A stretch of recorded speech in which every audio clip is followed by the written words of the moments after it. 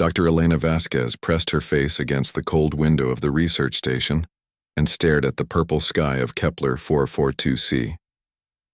The twin suns were setting behind the jagged mountains, painting everything in strange colors. She had been on this planet for 2 years now, and the sight still amazed her. Another beautiful sunset on our little rock, she said to herself. The research outpost called Haven's Rest was not much to look at. It was a collection of white domed buildings connected by covered walkways. The buildings sat on a flat area between 2 mountain ranges, surrounded by fields of strange crystal formations that grew from the ground like frozen trees. Elena walked through the main corridor toward the command center. The station was quiet except for the hum of life support systems and the distant sound of machinery. 47 people called this place home, at least for now. They were scientists, engineers, and a few security guards. All of them were here to study the crystals. The crystals were the reason Haven's Rest existed. They were unlike anything humans had ever found before. The crystal formations seemed to store and move energy in ways that made no sense. When electricity passed through them, they made it stronger. When radio waves touched them, the signals became clearer and traveled farther. Dr. Yuki Tanaka was in the engineering lab when Elena found her. Yuki was a small woman with short black hair and quick hands. She was always working on something, always trying to understand how things worked. "How are the tests going?" Elena asked. Yuki looked up from a table covered with crystal samples and electronic equipment. "These things are incredible, Elena. I just ran power through this small piece and it increased the output by 30%. 30%? Do you know what this could mean for our technology?" Elena nodded. She did know. If humans could understand these crystals, they could build better power systems, better communication devices, better everything. The crystals could change human technology forever. "Have you been able to figure out how they work?" Elena asked. "Not yet," Yuki said with a frustrated sigh. "They seem to store energy in their molecular structure. But the process is unlike anything in our physics books. It's like they're breaking the rules we thought we knew." Elena was about to reply when her communication device beeped. It was Marcus Chen, the head of security. Marcus was a big man with scars on his face and hands that told stories of past battles. He had been a colonial marine before coming to Haven's Rest. "Elena, I need you in the command center," Marcus said. His voice was calm, but Elena could hear something underneath it. Worry, maybe, or fear. Elena and Yuki hurried to the command center. It was the brain of the outpost, filled with computers and screens that monitored everything from the weather to the power systems. Marcus was standing in front of the main display, his arms crossed over his chest. "What's wrong?" Elena asked. Marcus pointed at the screen. "Long-range communications went dark 3 hours ago. At first I thought it was just equipment failure, but then I started checking our sensors. The main screen showed a view of space above the planet. 12 red dots were moving toward Kepler 442c. They were still far away, but they were coming fast. "Ships," Marcus said. "Alien ships. And they're not responding to our hail attempts." Elena felt her stomach drop. Humans had met other intelligent species before, but contact was always carefully planned and controlled. Ships showing up unannounced at a remote research station was never good news. "How long until they arrive?" she asked. 6 hours, maybe 7, Marcus replied. "Elena, these aren't exploration ships." "The sensor readings show heavy weapons and military configurations. This is a war fleet." Yuki stared at the screen with wide eyes. "Why would they come here? We're just scientists. We haven't done anything to threaten anyone." Marcus shook his head. "Doesn't matter. In my experience, when armed aliens show up without warning, they're not coming to chat." Elena tried to think clearly, despite the fear growing in her chest. "Can we evacuate? Get everyone to the emergency shuttles? Where would we go?" Marcus asked. "The nearest human colony is 3 weeks away by shuttle. These ships will catch us long before we reach safety." Elena looked around the command center. Other staff members were starting to gather as word spread through the station. She could see fear in their faces, but also determination. These people had chosen to come to the edge of human space to push the boundaries of knowledge. They were not the type to give up easily. "Maybe they're not hostile," Dr. James Park said. He was the station's biologist, a thin man with nervous habits. "Maybe they're just curious about us." Marcus gave him a look that said he didn't believe that for a second. "Jim, I've seen enough battles to know what a war fleet looks like. Those ships aren't here to make friends." Elena made a decision. "Marcus, what are our defensive capabilities?" Marcus was quiet for a moment. Officially? Almost nothing. A few small weapons for dealing with dangerous wildlife, some basic shields around the vital systems. And unofficially? Marcus looked around the room to make sure only trusted people were listening.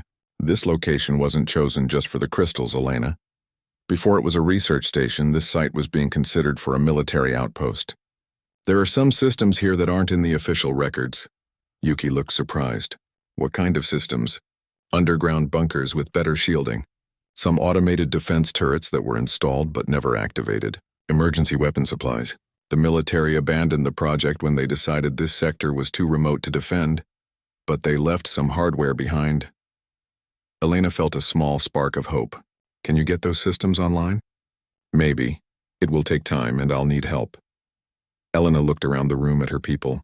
Scientists, engineers, researchers, not soldiers. But they were smart, resourceful, and this was their home now. How much do you know about these crystals, Yuki? Elena asked suddenly. More than anyone else on the station, I think. Why? You said they can amplify energy. Could they amplify the power to our defensive systems?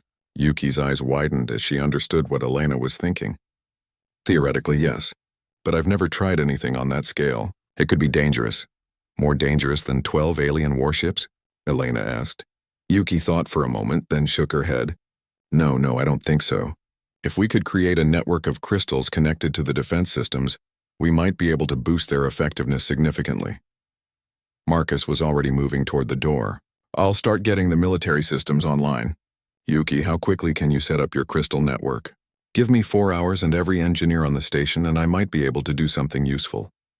Elena felt the weight of command settling on her shoulders. 47 lives were depending on the decisions she made in the next few hours.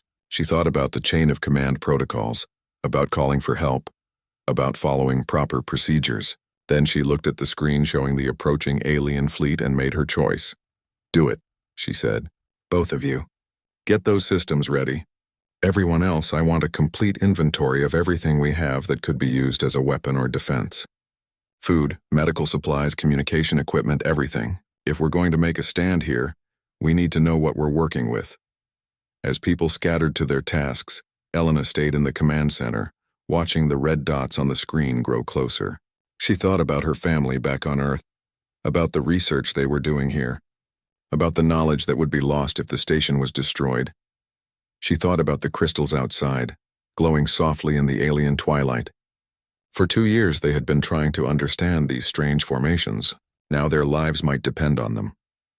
The communication system crackled to life suddenly, making everyone in the command center jump. A harsh alien voice filled the room, speaking in broken but understandable English. Human settlement.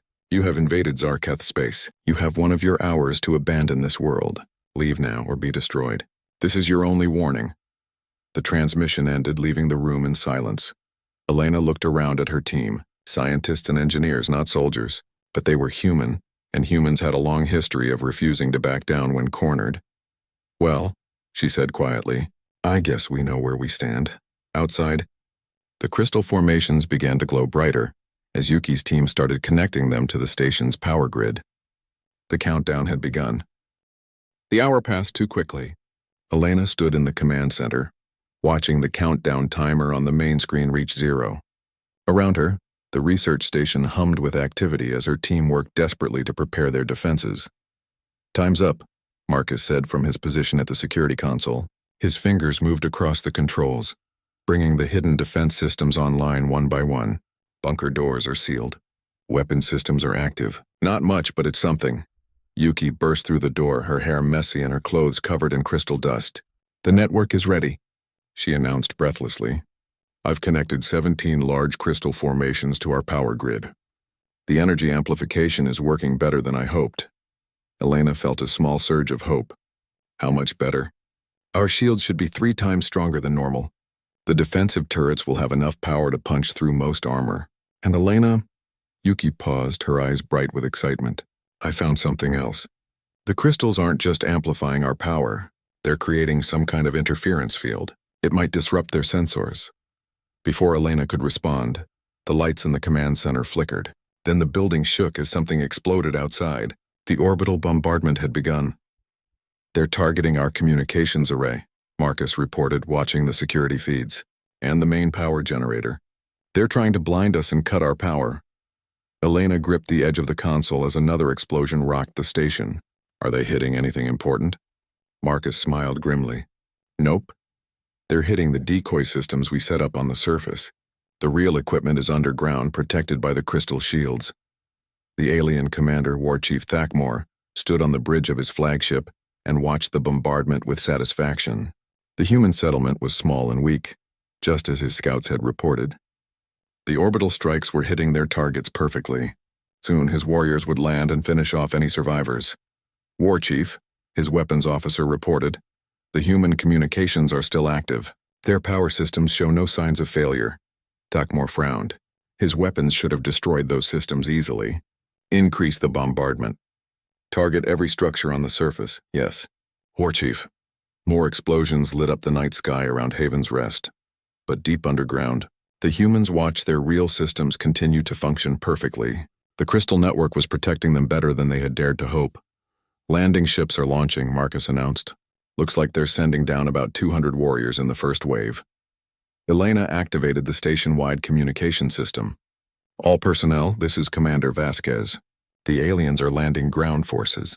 Move to your assigned defensive positions. Remember, we know this terrain better than they do. We know where the crystals are, where the natural choke points are, and where the dangerous areas are. Use that knowledge.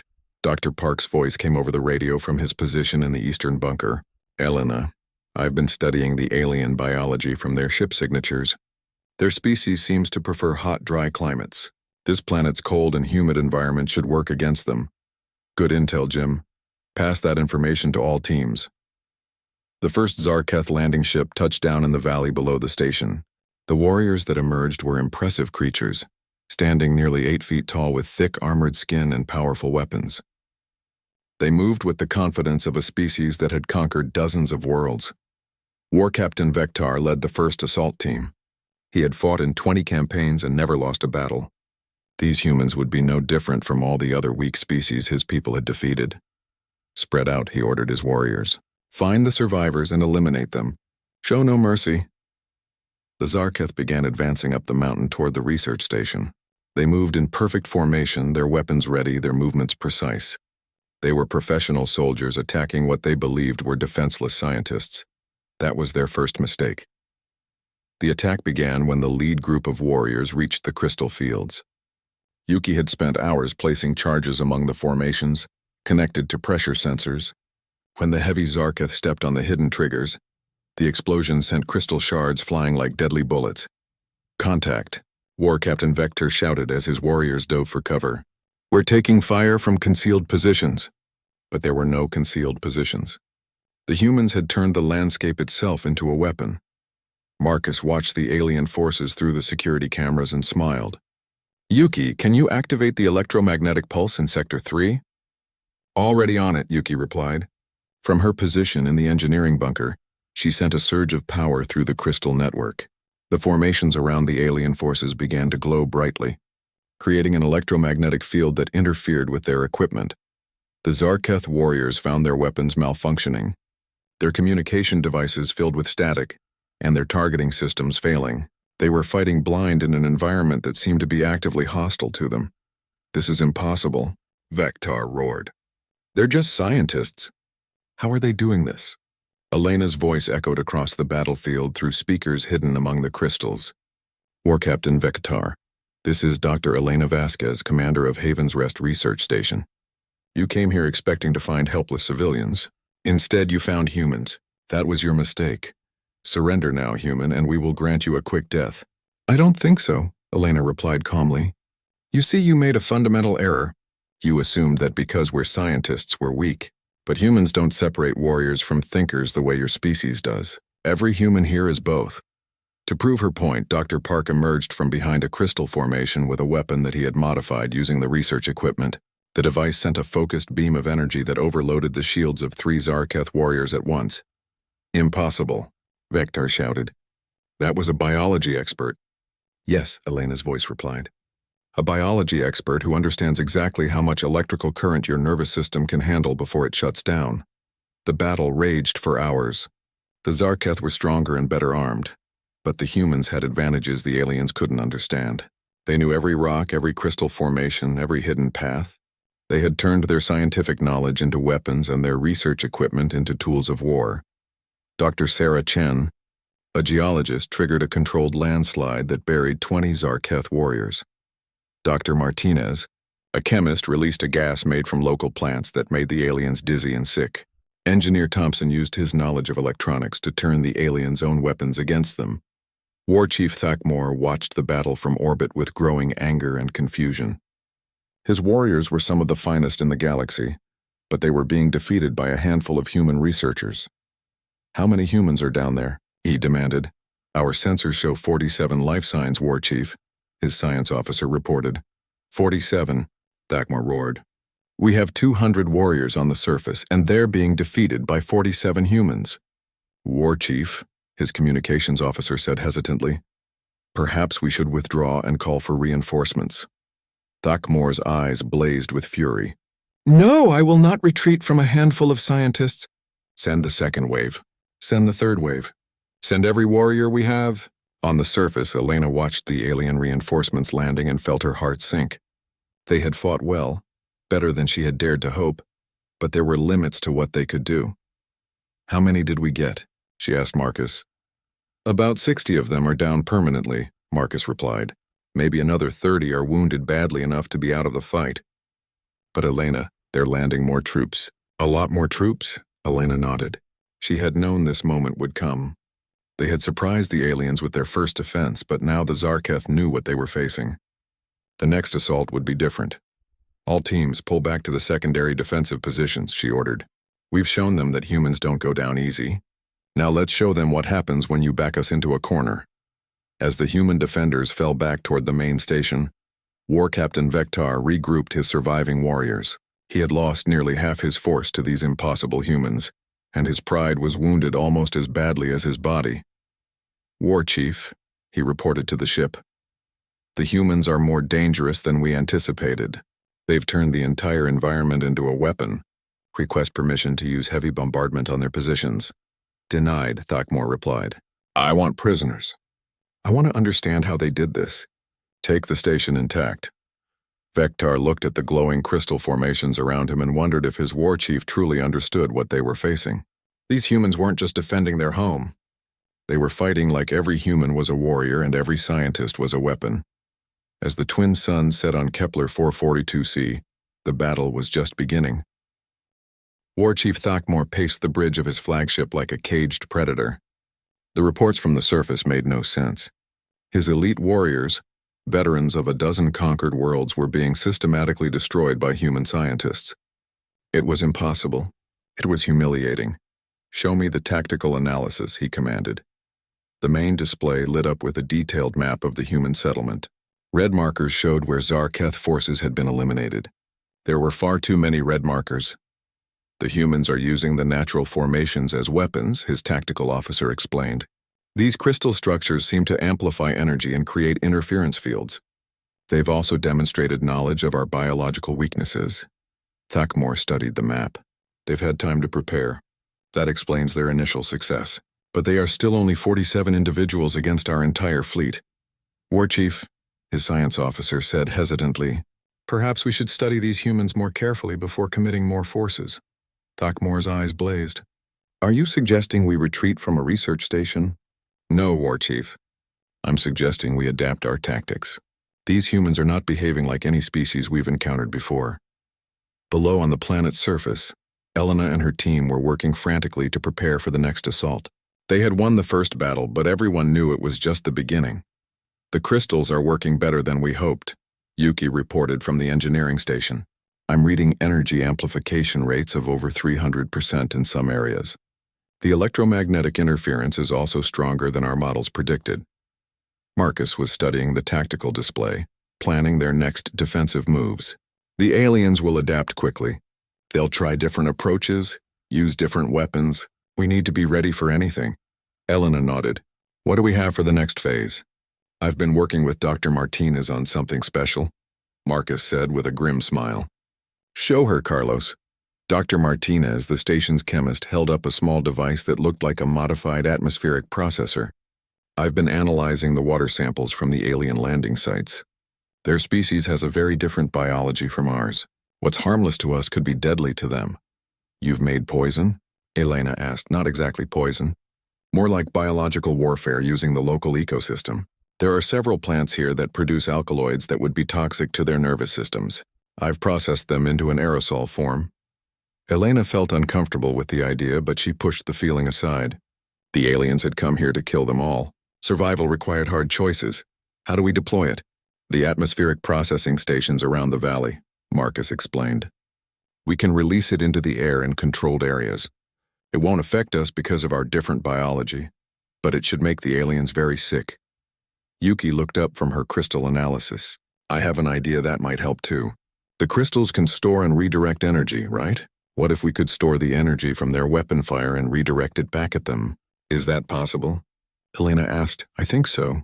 If I modify the crystal network to act like a giant capacitor, we could absorb their energy weapons and then discharge it all at once. It would be like turning their own firepower against them.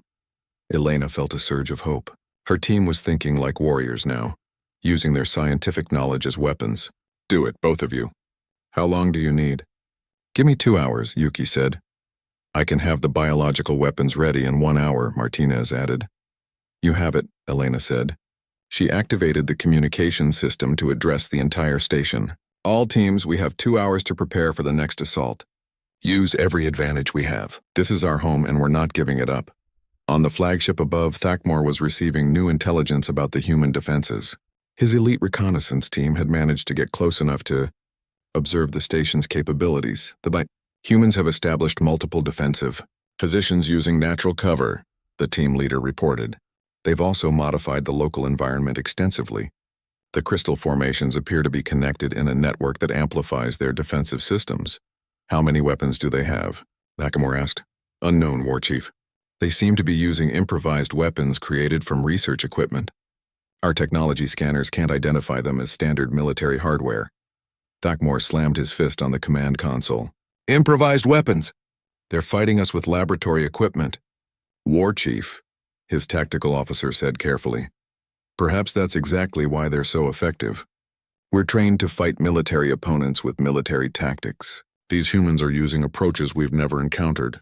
Thakmor considered this. In his long military career, he had fought many species.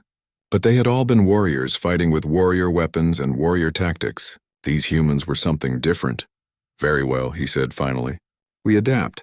Send down the heavy assault teams. Use the plasma artillery to clear the crystal formations. If they want to hide behind their rocks, we'll melt the rocks. The second wave of Zarketh forces was different from the first. Heavy armor units landed in the valley. Their weapons designed to destroy fortifications and bunkers. War Captain Vektar, his arm in a regeneration cast from the first battle, led the assault personally.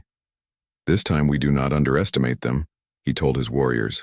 These humans fight like demons. Show them no mercy because they will show us none. The Zarketh advance began at dawn. Plasma artillery opened fire on the crystal formations, turning ancient geological structures into molten glass. The aliens expected to see the human defenses collapse under the bombardment. Instead, something impossible happened. The crystals absorbed the plasma energy and began glowing brighter and brighter. Then, all at once, they discharged the stored energy back at the attackers. Impossible, Vektor shouted as his own weapons fire struck his forces. They're using our weapons against us. From her command position, Elena watched the energy discharge with amazement. Yuki, that was incredible. The crystals stored about 60% of their weapon energy, Yuki reported excitedly. I can probably improve that efficiency if we survive long enough. The Zarketh forces regrouped and tried a different approach. This time they avoided the crystal formations and attacked from multiple directions simultaneously. But as they advanced through the valley, they began to slow down. Something's wrong, Vektar reported. My warriors are becoming disoriented. Several have collapsed. It's the air, one of his squad leaders replied weakly. Something in the air is making us sick.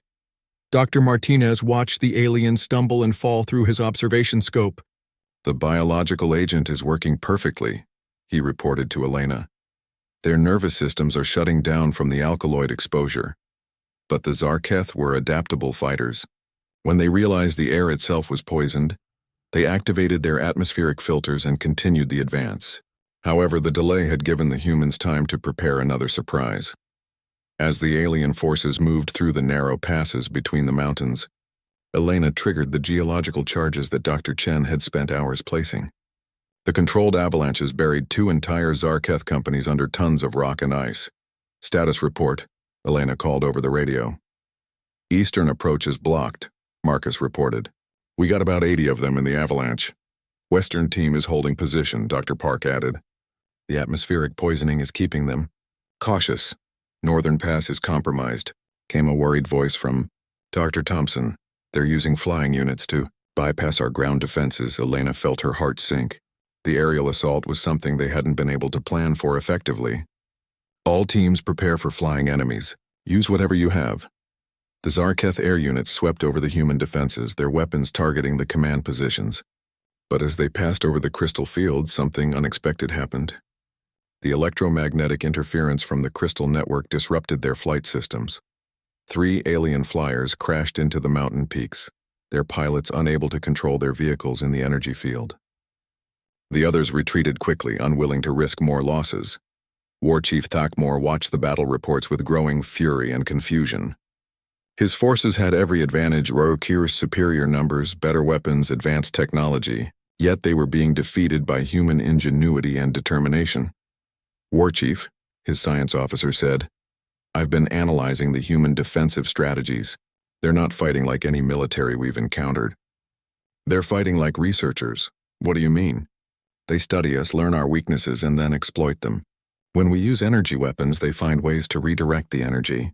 When we attack from the ground, they change the ground itself. When we attack from the air, they turn the atmosphere against us." Thakmor stared at the tactical display. "You're saying they're treating this battle like a research project?" "Exactly. And War Chief, there's something else. I've been monitoring their communications. They're not just defending, they're learning from every attack we make. They're getting better at fighting us." On the surface, Elena gathered her team leaders for a strategy meeting. They had repelled 2 major assaults, but the cost was growing. Several of her people were wounded and their ammunition was running low. "How are we doing on supplies?" she asked. "Not great," Marcus admitted. "We're down to about 40% of our weapon charges. The crystal network is holding up well, but we're running out of the more conventional defenses." The good news: War Chief Thakmor stood in his armory, donning his personal battle armor for the first time in 5 years. The polished metal plates bore the scars of 20 campaigns, each mark a reminder of his victories. Today he would add another victory to his collection, no matter the cost. "War Chief," his aide said nervously, "perhaps we should consider orbital bombardment. Destroy the entire settlement from space." Thakmor's eyes blazed with fury. "No. These humans have made a mockery of the Zarketh military. I will not let them die quickly from orbit. I will crush them personally, and the galaxy will see that no one defeats the hegemony." He activated the fleet communication system, his voice reaching every warrior in his force. "Warriors of the hegemony! We are the children of 100 conquered worlds. These humans think their tricks and cleverness can save them. Today we show them the true meaning of Zarketh strength." On the planet below, Elena watched the massive alien deployment through the security cameras. Every ship in the fleet was disgorging troops. Thousands of Zarketh warriors were landing in the valley, along with heavy vehicles and siege equipment. "How many?" she asked Marcus quietly. "Our sensors count over 2,000 combatants," Marcus replied, "plus vehicles, artillery, and air support." "Elena, they're throwing everything they have at us." Elena felt the weight of the moment. 47 humans against 2,000 alien warriors. In any reasonable military analysis, it was hopeless. But humans had never been particularly reasonable when their backs were against the wall. "Yuki, what's the status of the crystal network?" "All connections are stable," Yuki reported from the engineering station. "I've made some improvements based on what we learned from the previous battles. The energy storage capacity is now at maximum, and I've added something new." "What kind of something new?" Yuki's eyes gleamed with scientific excitement. "I've figured out how to create a feedback loop through the crystal matrix. When they fire energy weapons at us, the crystals don't just absorb and redirect the energy. They amplify it and send it back stronger than it was originally." Elena stared at her. "You've turned their own weapons into weapons against them?" "Better than that. I've turned the entire planet into a weapon against them." Marcus was studying the tactical displays tracking the alien advance. They're moving in 3 main groups. Eastern approach through the crystal fields, western approach along the ridgeline, and a central assault directly up the main valley. They're also keeping air units in reserve. Recommendations? Elena asked. Let them come, Marcus said grimly. We've prepared as much as we can. Now we find out if human stubbornness is stronger than alien firepower. Dr. Martinez joined them in the command center, carrying a case of modified weapons. I've been working with the remaining research equipment, he said. These aren't standard weapons, but they should be effective against Zarketh biology. Elena picked up one of the devices.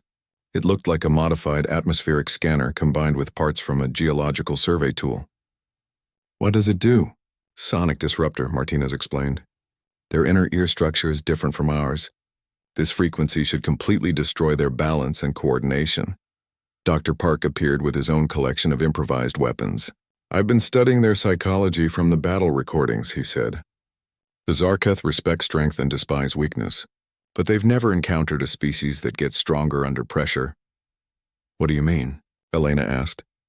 Most species fight hardest at the beginning of a conflict, then gradually weaken as losses mount. Humans are the opposite. We start careful and measured, but we get more dangerous as the situation becomes more desperate.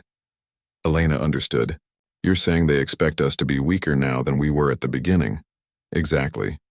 But we're not weaker. We're angrier. The first phase of the assault began with massive artillery bombardment. Plasma cannons and missile launchers pounded the human positions, turning the landscape into a hellscape of molten rock and toxic smoke. The aliens expected to see the human defenses crumble under the overwhelming firepower. Instead, the crystal network absorbed the energy and began to glow like a miniature star. Then in a display that was visible from orbit, the stored energy discharged in all directions simultaneously. The feedback pulse traveled through every Zarketh weapon that had fired on the humans. Plasma cannons exploded, missile launchers overloaded, and communication systems failed across the entire alien force. Impossible, War Chief Thakmor roared from his command vehicle. How are they doing this? His science officer was frantically trying to understand the sensor readings. War Chief, the entire planetary surface appears to be acting as a single energy matrix. When we attack any part of it, the whole system responds. You're telling me they've turned the planet into a weapon? It appears so, War Chief. Thakmor felt something he had not experienced in decades, doubt. But he pushed it aside. He was a warrior of the hegemony. He would not be defeated by impossible human technology. All forces advance, he commanded. Close combat. No energy weapons. The Zarketh forces surged forward with traditional bladed weapons and kinetic firearms. If the humans could turn energy weapons against them, they would fight with steel and bullets. But the humans had prepared for this too. As the alien forces moved through the valley, they triggered the final phase of their defensive plan. Dr. Chen had spent days placing seismic charges throughout the mountain structure. When Elena gave the signal, the charges detonated in sequence, creating artificial earthquakes that shook the entire region. The carefully planned avalanches buried hundreds of Zarketh warriors, while the seismic activity triggered natural landslides that blocked the escape routes. The aliens found themselves trapped in a valley that was literally collapsing around them. Elena, Yuki's voice crackled over the radio. I'm reading massive energy discharges from the crystal network. The seismic activity is causing them to resonate. Elena looked out at the crystal formations and saw them pulsing with brilliant light. The earthquake had somehow activated every crystal formation on the planet simultaneously. What does that mean? She asked. I'm not sure. The energy readings are off the charts. It's like the whole planet is building up to some kind of discharge. War Chief Thakmor felt the ground shaking beneath his feet and watched his forces being decimated by the collapsing terrain. This was impossible. Humans were supposed to be weak, soft, dependent on technology. They weren't supposed to be able to move mountains. War Chief, his communications officer called out. We're receiving a transmission from the human commander. Elena's voice came through the static-filled communication system, calm and clear despite the chaos around her. War Chief Thakmor, this is Dr. Elena Vasquez. I want you to understand something about humans that your intelligence reports apparently missed. Speak, human. Thakmor growled.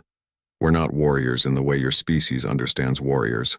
We don't fight for glory or conquest. We fight for knowledge, for discovery, for the right to exist and learn and grow. And when something threatens those things, we become absolutely ruthless. Elena paused, watching the alien forces struggling in the collapsing valley. You came here to destroy a research station. Instead, you've given us the greatest research opportunity in human history. We've learned more about defensive tactics, alien psychology, and planetary engineering in the last 2 days than we learned in the previous 2 years. What are you saying? Thakmor demanded. I'm saying that every attack you've made has taught us something new. Every weapon you've used, we've found a way to turn against you.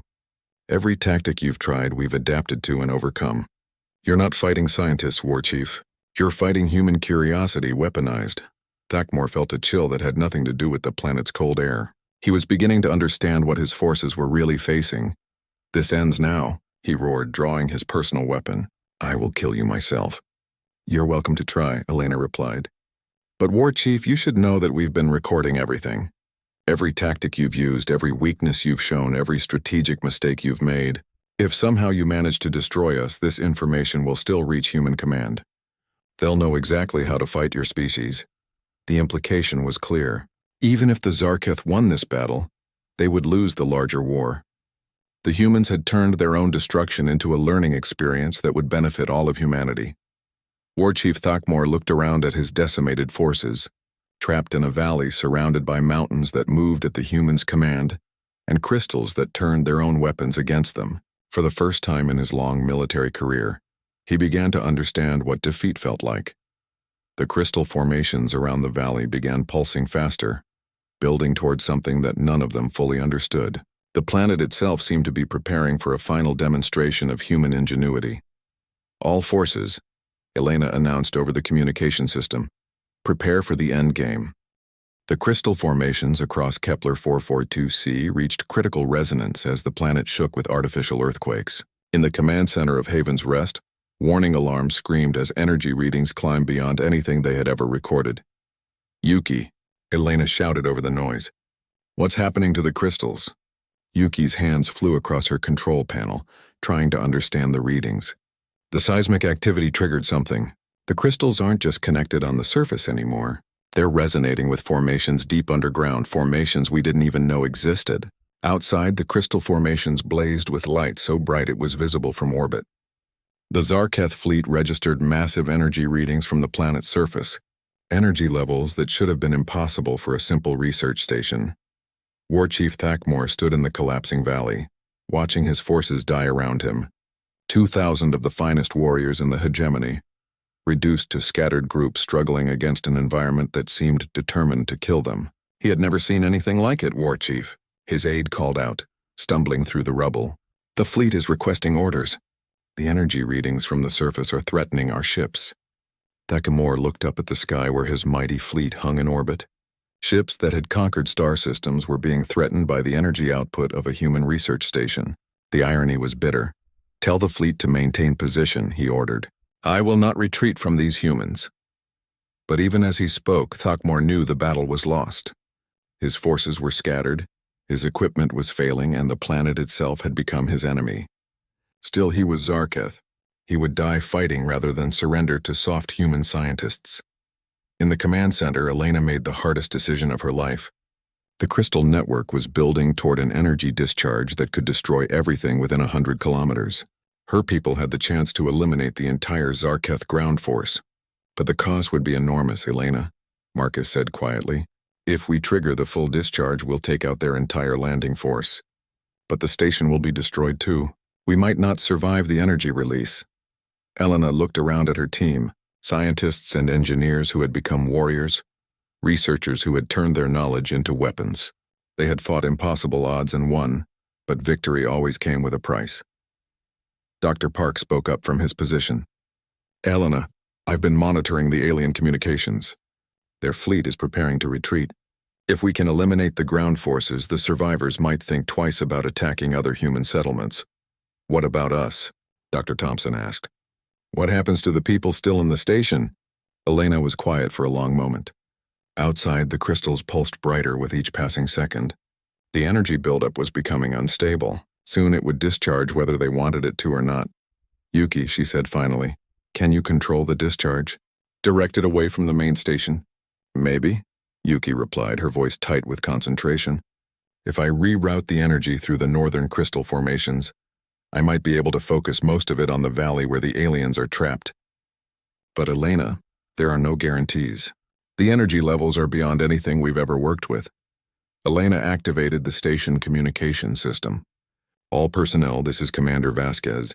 We have the opportunity to end this battle decisively, but it means activating an untested energy discharge system. Anyone who wants to evacuate to the emergency bunkers has 2 minutes to get there. Nobody moved. Every person on her team stayed at their posts, ready to see this through to the end. Yuki, Elena said. Do it. Yuki's hands moved across the crystal network controls, rerouting massive amounts of energy through carefully planned pathways. The formations around the station dimmed slightly as power flowed toward the northern formations overlooking the valley. War Chief Thakmor felt the change immediately.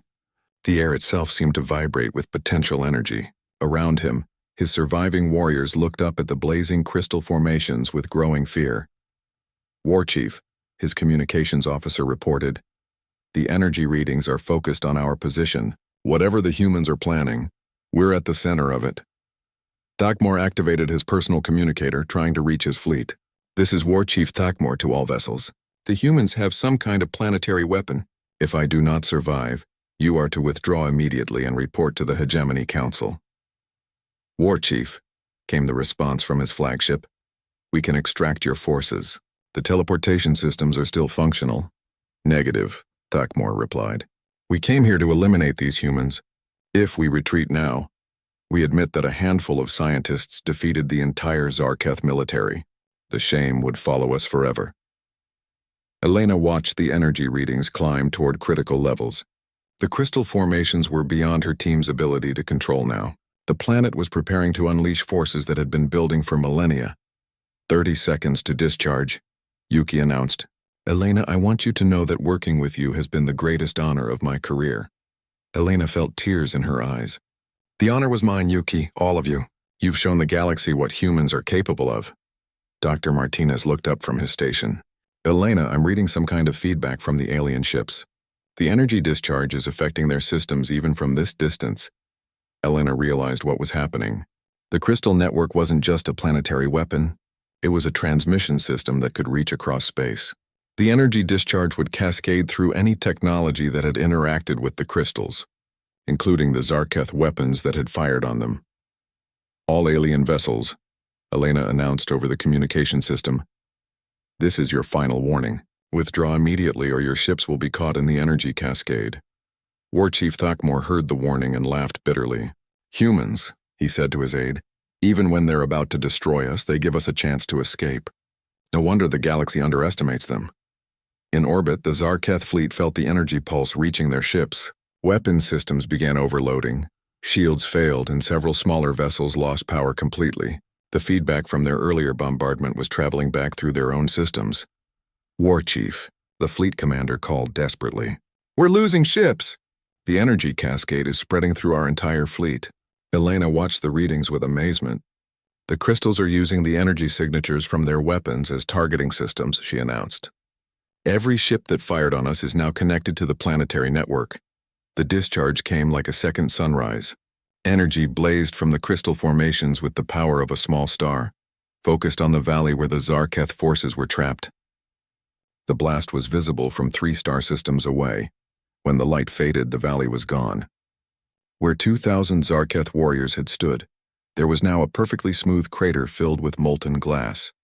The mountain peaks around the crater had been reshaped by the energy release. In orbit, half the Zarketh fleet was drifting powerless, their systems fried by the energy feedback. The remaining ships were already calculating jump coordinates for the fastest possible retreat. Elena stood in the command center, amazed to be alive. The station had survived the energy discharge, protected by Yuki's careful rerouting of the crystal network. Around her, her team was slowly realizing that they had won. Status report, Elena called out. Main systems are functional, Marcus replied, his voice filled with wonder. The aliens in the valley are gone. All of them. What about their fleet? Dr. Park asked. Elena looked at the display showing the space around the planet.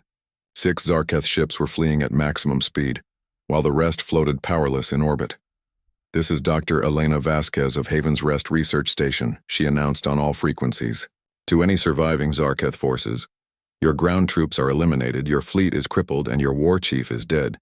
You have 1 hour to collect your disabled ships and leave this system. If you return, we'll be ready for you." The response came quickly from the fleeing Zarketh fleet.